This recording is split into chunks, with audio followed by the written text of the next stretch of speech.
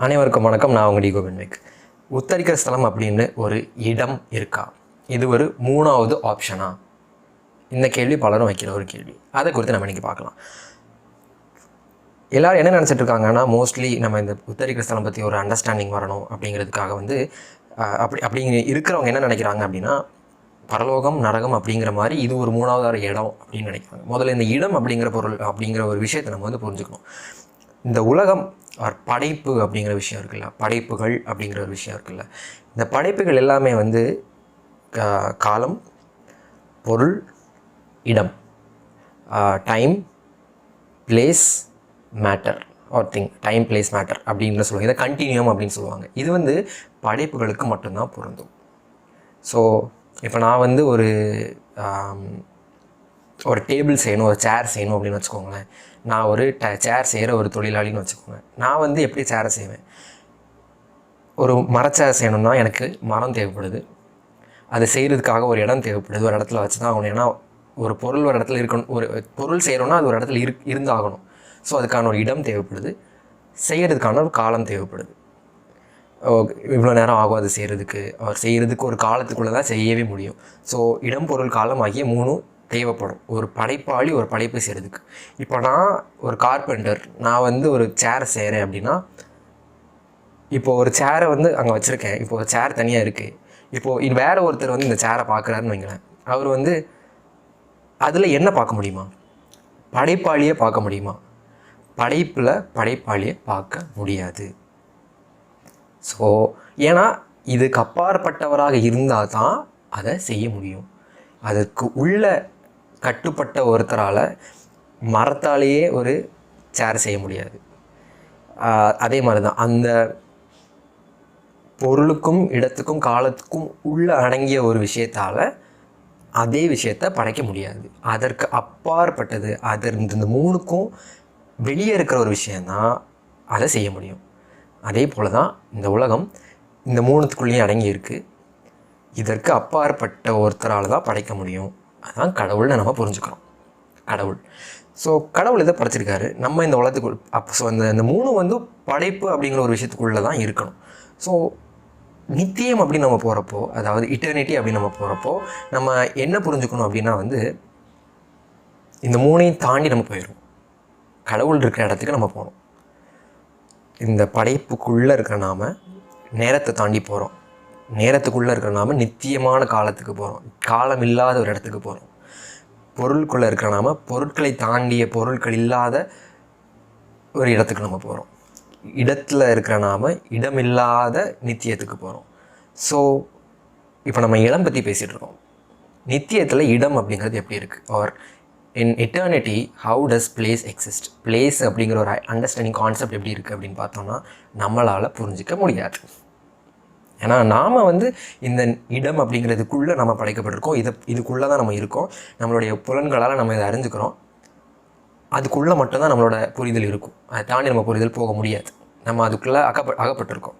நம்ம இறந்து நம்ம போகிறப்போ எப்படி இருக்கும்னு நமக்கு தெரியாது. ஆனால் ஏன்னா இறந்தவங்க யாரும் நம்மள்ட்ட வந்து சொல்லலை எப்படி இருக்குது. ஆனால் நம்ம வந்து தெரிஞ்சிருக்கோம். ரெவலேஷன், திருவெளிப்பாடு, அந்த மாதிரி புத்தகங்களில் வந்து நம்ம தெரிஞ்சிருக்கோம். ஆனால் அது வந்து நமக்காக ஒரு புரிதலை தான் தருதே தவிர அதுதான் இப்படி தான் இருக்குது அப்படிங்கிறதுக்கான ஒரு இது கிடையாது. ஸோ பரலோகம் அப்படிங்கிறது வந்து ஒரு இடமாக எங்கே இருக்குது, எப்படி இருக்குதுங்கிறது நமக்கு வந்து தெரியாது, புரிஞ்சிக்க முடியாது. நரகம் அப்படிங்கிறது ஒரு இடமாக, ஒரு பிளேஸில் பொருளோடு எப்படி இருக்குங்கிறத நம்மளால் புரிஞ்சிக்க முடியாது.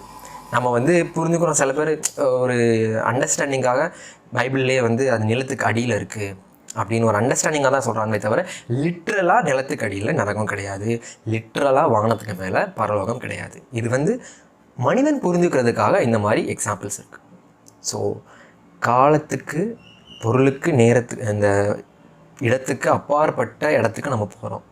ஒரு இடத்துக்கு நம்ம போகிறோம். அந்த ஒரு சிச்சுவேஷனுக்கு நம்ம போகிறோம். அங்கே எப்படி இருக்குங்கிறத நம்மளால் புரிஞ்சிக்க முடியாது. அதே போல் தான் பர்கேட்டிங்கிறது இதே மாதிரி தான். இந்த உத்தரிக்கிற ஸ்தலங்கிறது பரலோகம் மாதிரி ஒரு இடமும் கிடையாது, நரகம் மாதிரி ஒரு இடமும் கிடையாது. இந்த ரெண்டுமே இடமாகத்தான் இருக்குது. இது எப்படி இடங்களாக இருக்குது அப்படிங்கிறது வந்து நம்மளால் புரிஞ்சுக்க முடியாது. அதே மாதிரி தான் இந்த பர்கேட்டரி. இன்னொரு முக்கியமான விஷயம் என்னென்னா, இந்த பர்கேட்டரிங்கிறது இந்த உத்தரிக்க ஸ்தலங்கிறது இந்த ரெண்டுக்கும் நடுவில் இருக்கிற ஒரு இடம், இந்த ரெண்டுக்கும் இல்லாமல் ஒரு ஆப்ஷன் அப்படிங்கிறது கிடையாது. இது ஒரு லிட்ரலான பிளேஸும் நரகம் மாதிரி பரலோகம் மாதிரி ஒரு எண்டு பிளேஸ் கிடையாது. இப்போது நான் வந்து இங்கேருந்து இன்னொரு ஊருக்கு நான் போகிறேன் அப்படின்னா, அந்த ஊருக்கு போயிட்டேன்னா என்னோடய பயணம் முடிஞ்சிடும். அதான் என்னோடய எண்டு. ஸோ பரலோகமும் நரகமும் டெஸ்டினேஷன் மாதிரி, அந்த ஊர் மாதிரி. அங்கே போயிட்டா என்னோடய ஜேர்னி முடிஞ்சிடும். அதுக்கு மேலே நான் பயணம் செய்ய முடியாது. நான் அங்கே தான் போகணுன்னு எனக்கு இது பண்ணியிருக்கு, குறிக்கப்பட்டிருக்கு. அங்கே தான் நான் போயாகணும். அதோட என்னோடய பயணம் முடிஞ்சுது. ஆனால் இந்த பர்கேட்டரி அப்படிங்கிறது இந்த மாதிரி ஒரு டெஸ்டினேஷன் கிடையாது. இது ஒரு ப்ராசஸ் மட்டும்தானே தவிர ஒரு டெஸ்டினேஷன், ஒரு இறுதியான இடம் கிடையாது. இந்த ப்ராசஸ் அப்படிங்கிறது எங்கே நடக்குது, எப்படி நடக்குது, எங்கே நடக்குது அப்படிங்கிறத நம்ம இங்கே பார்க்கலாம். எங்கே நடக்குது அப்படின்னு பார்த்திங்கன்னா, நம்ம இறந்து உலகத்தை விட்டு பரலோகத்துக்கு போகிறோம். அதாவது பரலோகம் அப்படிங்கிறது இந்த காலம் பொருள் இதுக்கு அடங்கிய இந்த உலகத்தை விட்டு இதுக்கு அடங்காத இடத்துக்கு நம்ம போகிறப்போ அங்கே யார் இருக்கா? பரலோகத்தில் கடவுள் இருக்கார். எல்லாவற்றுக்கும் தூயவர்னு போட்டிருக்கிற கடவுள் இருக்கார். எந்த ஒரு பாவமும் பரலோகத்தில் அவருடைய பிரசன்னத்துக்குள்ளே வந்து வர முடியாது அப்படின்னு நமக்கு தெரியும். பக்கத்துலேயே போக முடியாது. ஸோ நம்ம இப்போ இறந்து இந்த ரெண்டுக்கு பார்டர் இருக்குல்ல, நம்ம உலகம், நம்ம இறந்து நம்ம உடல் சார்ந்த இதிலிருந்து போய் பொருளுக்கும் இடத்துக்கும் இதுக்கும் அப்பாற்பட்ட கடவுள் இருக்கிற இடம் இருக்குல்ல, பரிசுத்தமான அந்த இடம். அங்கே போகிறப்போ நம்மளுடைய பாவங்கள் நம்மளை தடுக்கலாம். நம்ம வந்து ஒரு நல்ல வாழ்க்கை வாழ்ந்துருக்கலாம். நம்ம பரலோகத்துக்கு உரியவர்களாக இருந்தாலும் நமக்குள்ளே சாகும்போது சின்ன சின்ன பாவங்கள் நம்மளோட ஒட்டிக்கிட்டு இருக்கலாம். இந்த மாதிரி இருக்கிறப்போ அங்கே நம்மளால் போக முடியாது. நம்ம இப்போ காலத்தை தாண்டி காலத்துக்கு அப்பாற்பட்ட இடத்துக்கு போயிட்டோம். ஸோ அது எப்படி நம்ம சொல்லலாம் அப்படின்னா, பரலோகத்துடைய வாசல் அப்படின்னு சொல்லலாம். கடவுளுடைய பிரசன்னத்துக்கு கொஞ்சம் முன்னாடி, இன்னும் உள்ளே போகலை, உள்ளே போக முடியாது. நம்ம பாவங்கள் நம்மளை வந்து உள்ளே அனுமதிக்க மாட்டேங்குது. அதுக்கு முன்னாடி இருக்கிற அந்த ப்ராசஸ் இருக்குல்ல, அங்கே கடவுள் என்ன பண்ணுறாரு, நீங்கள் உள்ளே வரணும், உன்னை சுத்திகரிக்கணும், நான் உன்னை சுத்திகரிக்கிறேன் அப்படிங்கிறார். நீ சுத்திகரித்து என்னுடைய பிரசனத்துக்குள்ளே வா அப்படிங்கிறார். அங்கே நம்மளை சுத்திகரிக்கிற இடம், சுத்திகரிக்கிற அந்த ப்ராசஸ், அதுதான் பர்கேட்டரி, அதுதான் உத்தரிக்கிற ஸ்தலம். வேறு எதுவும் கிடையாது. இப்போ எப்படி நம்ம சுத்திகரிக்கப்படுறோம் அதை குறித்து வர அடுத்த வீடியோஸில் பார்க்கலாம். நன்றி, வணக்கம்.